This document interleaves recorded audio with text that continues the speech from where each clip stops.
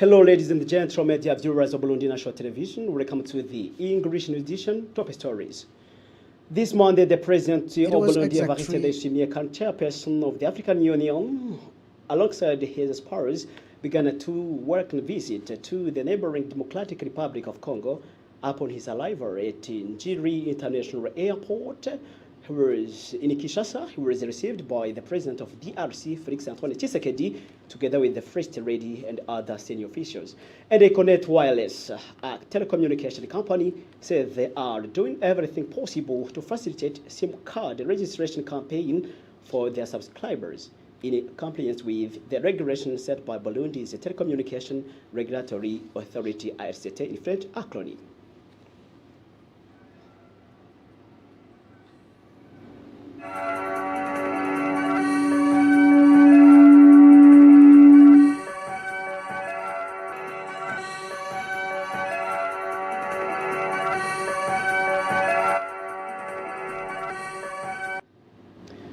Welcome, dear followers, to Detail Now. I'm alongside with my friend, Jivan Ndayishimiye, for co-presentation. The head of state, Evariste Ndayishimiye, who is also the chairperson of the African Union, accompanied by the First Lady, Ange Ndayishimiye, took a plane this Monday, heading to Kinshasa in the Democratic Republic of Congo for a two-day working mission. And also, this Monday, the President of the Republic of Burundi, Evariste Ndayishimiye, the chairperson of the African Union, alongside his spouse, began a two-day working visit to the neighboring Democratic Republic of Congo, as I told you in headlines. Upon his arrival at Njiri International Airport in Kinshasa, he was received by the President of the DRC, Felix Antoine Tshisekedi, together with the First Lady and other senior officials. President Ndayishimiye is accompanied by this visit by two government ministers, including the Minister of Finance, Alain Ndikumana, and the Minister responsible for infrastructure, Egide Nijimbere. The discussions during this visit are expected to focus on strengthening bilateral relations and enhancing cooperation between Burundi and the Democratic Republic of Congo. It's a story of our colleague Ezekiel Ndwimana, who translated from her series Speed. Yes. It was exactly at 11 a.m. in Kinshasa or noon in Bujumbura when the aircraft carrying the Burundian presidential couple landed at Njiri International Airport. Accompanied by his wife, Angeline Ndayishimiye, the Burundian head of state was welcomed with the full honors by his Congolese counterpart, Felix Tshisekedi, alongside his wife, Denise Nyakeru Tshisekedi.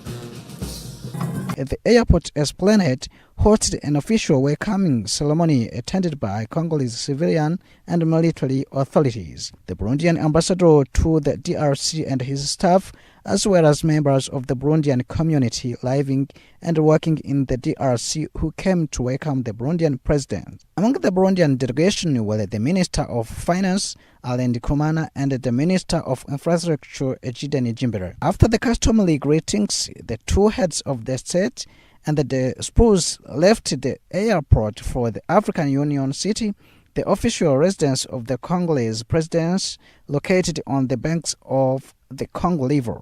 During this visit, discussions between the two leaders are expected to focus on several strategic issues, including strengthening cooperation between Bujumbura and Kinshasa, the security situation in eastern DRC, regional peace effort, and response to the outbreak of Ebola virus disease, which remains a concern for health authorities in the region. This visit comes at a time of growing cooperation among countries in the Great Lakes region and ongoing initiatives by the African Union promote stability, security, and regional integration. Handover house debate for CNDD FDD veterans in Gitega province is continuing this Sunday. The CNDD FDD provincial leadership in Gitega handed over the center house to free veterans from Nyabihanga commune. The ceremony was led by the CNDD FDD provincial secretary in Gitega, George Shimirimana, accompanied by members of parliament and senators elected from Gitega province. Dodone Ndachaisaba for more details. When was coming? As part of the program for veterans of Kadraj in Nyabihanga, commune, the first house was handed over to veteran Pushe Ndaisinga, a resident of Muyangi here in Bogorad zone. The second house was given to the family of the late Simo Haburiakira, also a veteran from Gitaba here in Indava zone. The activity concluded on Musama here in Musama zone at the residence of veteran Edward Sabumukama. Beyond the handover of these houses, veterans also received various donations from their neighbors in an atmosphere of joy and solidarity. The assistance included food supplies, clothing, beverages, and other essential items intended to improve their daily living conditions. Surviving veterans, as well as the widows and the families of dead veterans who received these decent homes, to express their deep gratitude to the Senator of the party for its spirit of mutual assistance and solidarity. Among beneficiaries was a veteran, Edward Mukama, also known as Kubita, his wartime name. During the armed struggle, he expressed his satisfaction and emphasized that the initiative represents genuine recognition of their contributions. This is an honor for us. It shows that the sacrifices and efforts we made to restore democracy were not in vain. He said the beneficiaries also expressed the wish that their veteran comrades in arms who have not yet received assistance could likewise benefit from similar support. In his remarks, George Shimimana, the Senator of the Provincial Secretary in Gitega, praised party members in Nyabihanga coming for their spirit of love, solidarity, and mutual support. According to him, this initiative demonstrates the respect and the consideration shown to those who committed themselves to restoring a democracy that had been weakened. George Shimimana further encouraged sensitive members in Nyabihanga community to continue nurturing this spirit of solidarity by also assisting vulnerable people who are now members of the party. He reminded them that all Burundians belong to one nation community and stressed the importance of preserving peace and security as essential conditions for the country's development. It should be recorded that the 10 houses were built this year for veterans in Nyabihanga community. Today, 6 of these houses have already been handed over to their beneficiaries. Company says that they are doing everything possible to facilitate the registration process for their subscribers in compliance with the regulations set by the Burundi Telecommunication Regulatory Authority, RCT. The CEO of that company made the statement as only a few days remain before the end of the registration process.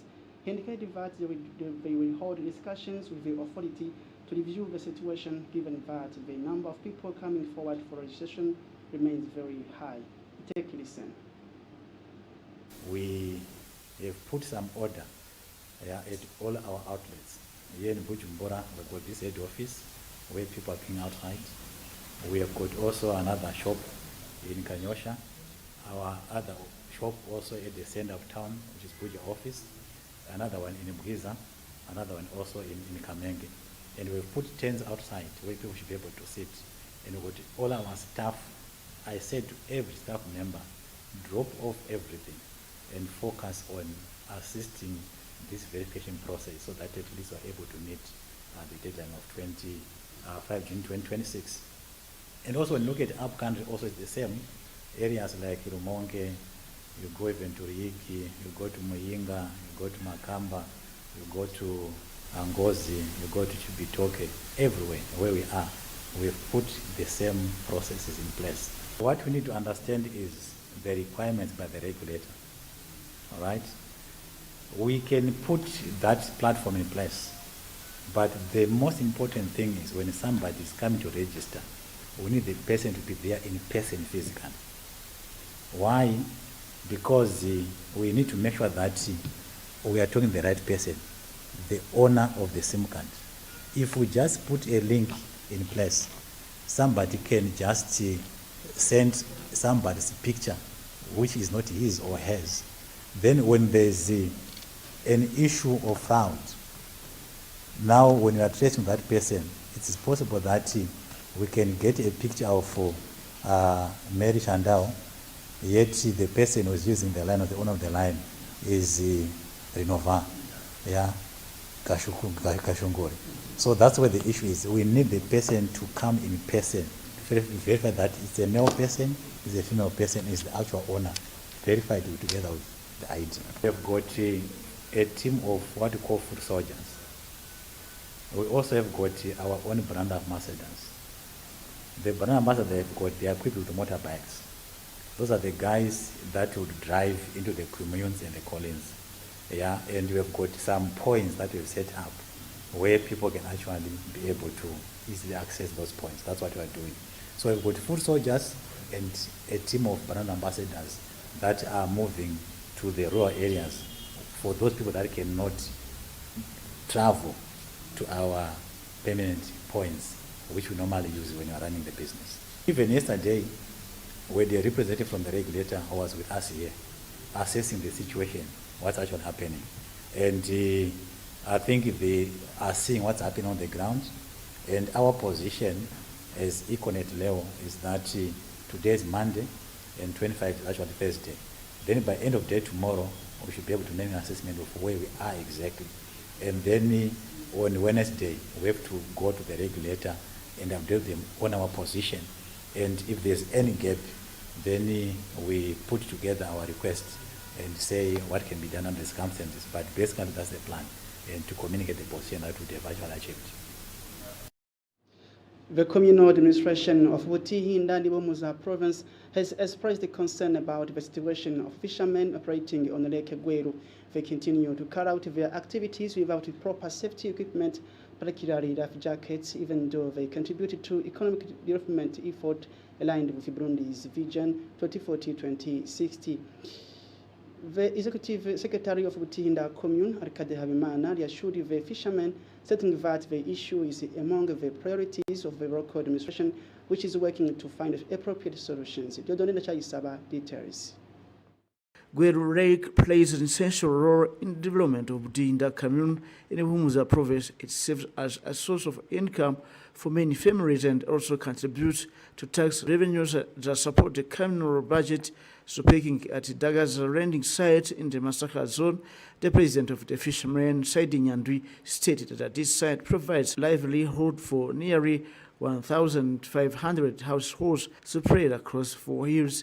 He also emphasized that the communal generates revenue from this activity through taxes collected on fishing. Each kilogram of fish is taxed at 200 Burundian francs, while each canoe pays an annual tax of 20,000 Burundian francs. When asked why fish remain available throughout the year, like in some other water bodies, Saidi Nyandwi explained that fishermen in Butihinda comply with legal regulations by using only authorized fishing nets. However, he believes that if fishermen are not to be left behind, Burundi's Vision 2040 for an emerging country and Vision 2060 for a developed country laws prohibiting the use of illegal fishing equipment should be enforced equally for everyone. He specifically pointed to some fishermen operating on the Busoni side in Butanyerera province who allegedly continue to use prohibited fisher nets. Regarding to the challenges faced by fishermen, particularly to the lack of appropriate safety equipment for navigating the lake, the administration of Butihinda Commune says it is concerned about the situation. The permanent executive secretary of the commune, Arkade Habimana, assured that this issue is among the priorities of the communal authorities who are working to find suitable solutions. He further explained that Butihinda Commune aims to transform Lake Gweru into a tourist destination Finally, it should be noted that several infrastructures are currently being developed at Dagaza landing site with the objective of promoting tourism and attracting more visitors to the area. And the Burundian Cycling Federation, in collaboration with the Pax Burundi Foundation, organized a cycling competition for the first time memory of the late president of Burundi, Pierre Nkurunziza.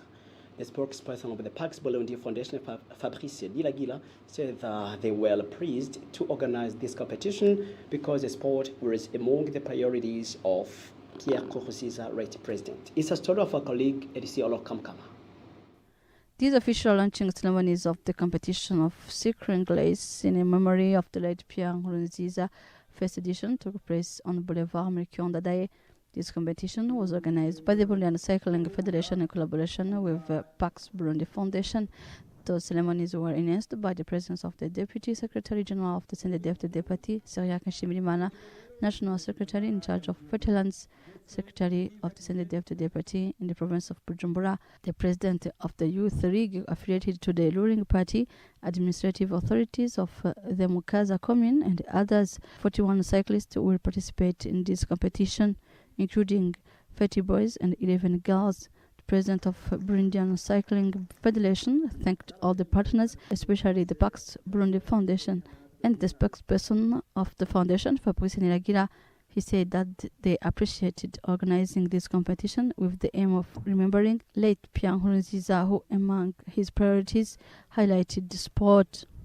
While the first stage of this competition began in Rugombo, Melchior Ndadaye Boulevard, the first 3 cyclists among boys and girls received prizes. The first received an envelope of 500,000, the second 400,000, and the third 300,000. At all stages, the winners will receive prizes. The second stage of this competition will start from Kayanza to Ngozi in the province of Butanyerera, and the last stage will be held in the province of Burunga. This competition began on June 22 and will end on June 26 of this year.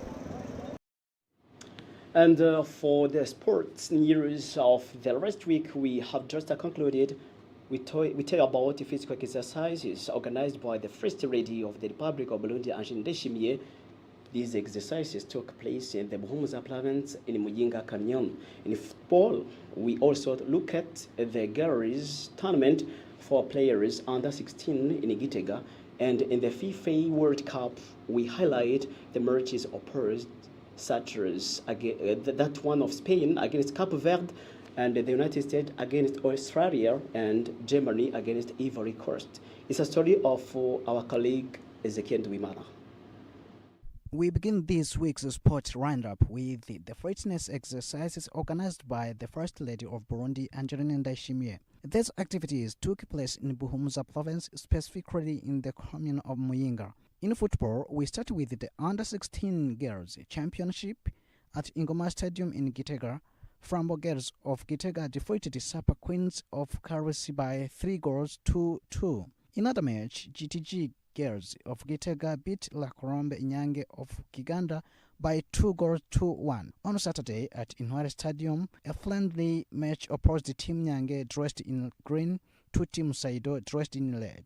The purpose of the match was to help patients who had recovered but were unable to pay their hospital bills and leave the hospital. At the end of the match, Team Nyange won 2-1 against Team Saido. Finally, we turn to the World Cup matches currently taking place in North America. In the match between Spain and Cape Verde, both teams settled for a goalless draw 0-0. Despite dominating the game, Spain failed to find the back of the net. In another match, the United States defeated Australia 2-0, earning all 3 points. Also on Saturday at Stadium in Toronto, Germany defeated Ivory Coast.